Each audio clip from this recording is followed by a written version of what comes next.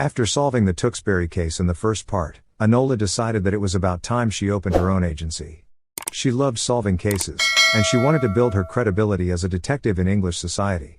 The misogynistic society didn't believe that a woman was capable of solving a case or doing any such thing independently, so much so that people mistook her for being a secretary or junior assistant to Sherlock Holmes. She started to question her own worth. She knew she was different, but the world was adamant about making her believe that she was not worthy enough, which compelled her to close down. But just then the unimaginable happened. A little girl named Bessie came to her office. She wanted Enola to find her missing sister Sarah, who had been missing for a week. Enola knew that maybe this was the opportunity she had been waiting for, and grabs the case instantly. In order to start the search, Bessie described her sister Sarah to be a kind-hearted girl, red-haired and very charming, and there was no plausible reason why she would have been kidnapped. The girls worked in the match factory, and Bessie told Enola that a week ago, Sarah had a fight with Mr. Crouch, the foreman at the factory. Enola was shocked to see the poverty-stricken lifestyle of the girls. She met May, who also lived in the same building as Sarah.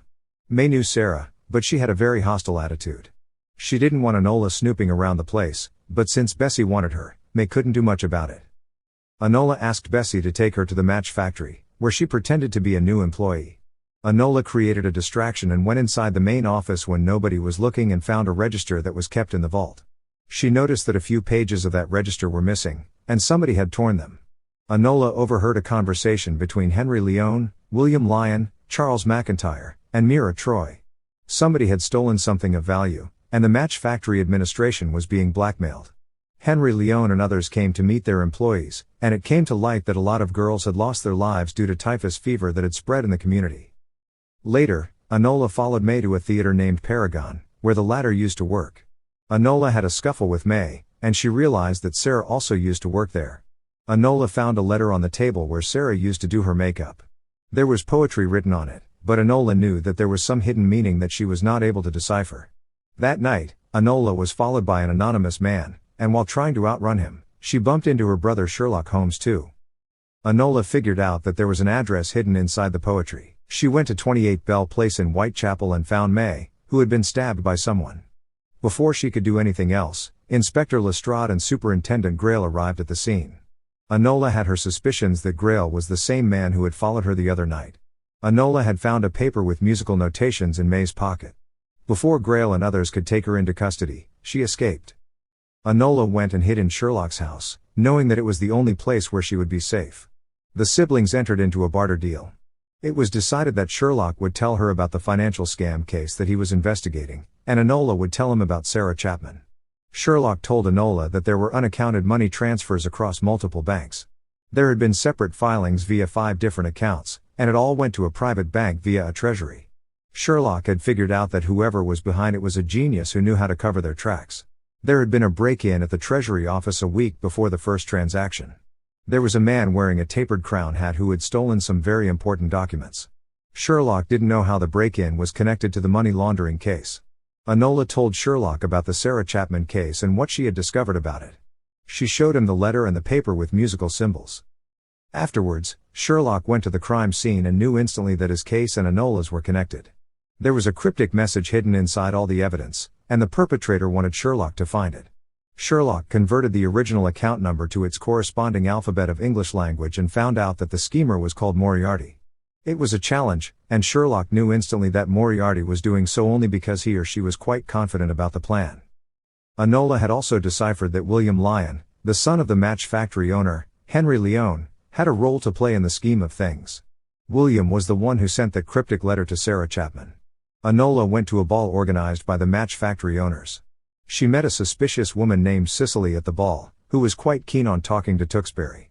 It made Enola a bit jealous that Tewkesbury was getting so much attention from the females. Before Enola could get any more leads, she was arrested by the police officers for May's murder, and taken to prison. Sherlock was scared for her sister. He was a pragmatic man, and he didn't want her to become like him. Her obsession with the profession was somewhere scaring Sherlock. Enola wanted to work independently, but Sherlock knew she would need all the help she could get for the case, as there were many big players involved. The reality was getting darker and there was an imminent threat of death. Sherlock contacted Edith, Eudora Holmes' friend from Part 1, when Enola was arrested by the police. Eudora and Edith broke into the prison and helped Enola make an escape. Enola once again went back to Bessie and told her to find a different accommodation until the case was solved. Enola feared that Bessie's life could be in danger. Enola figured out something that she hadn't been able to see, up until then. Everything was right under her nose. She went through all the details once again in her mind.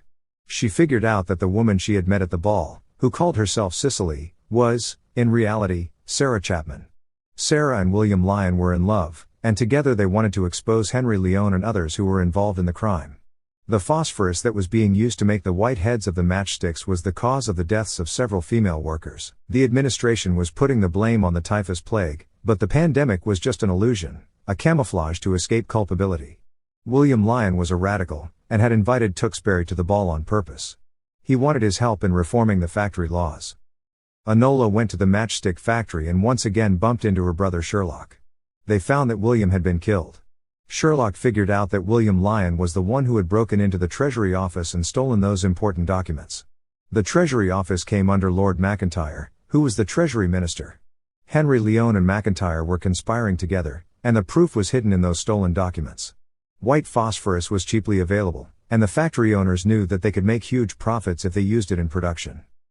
Though the evidence led them to McIntyre, Sherlock knew that it had all been staged to mislead them. Enola found a torn piece of paper with the same musical symbols that she had found earlier in May's possession. The musical piece was called The Truth of the Gods, and Tewkesbury thought that could be referring to the top row of the theatre auditorium, which was often referred to as the gods. Enola realized that it was not music but a map. The map led them to the theatre auditorium where Enola found something under one of the seats.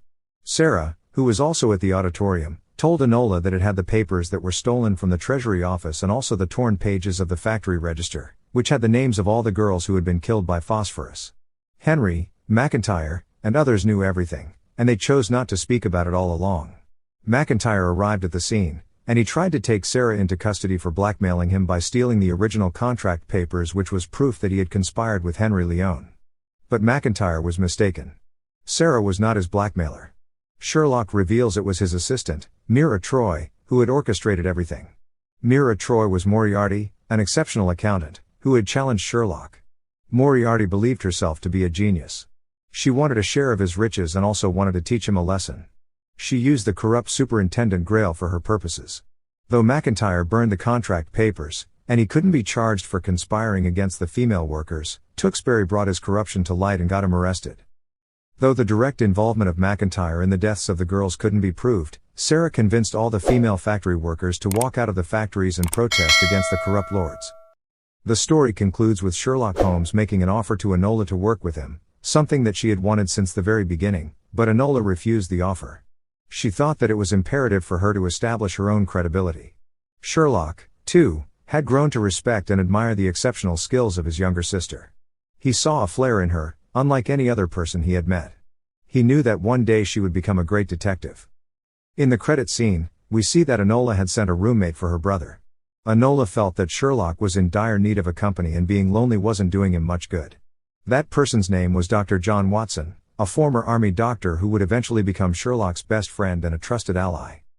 Hope you've had a nice time watching the movie and listening to the commentary, so please like, share, and subscribe to the channel, and I shall soon see you with the next one. Bye.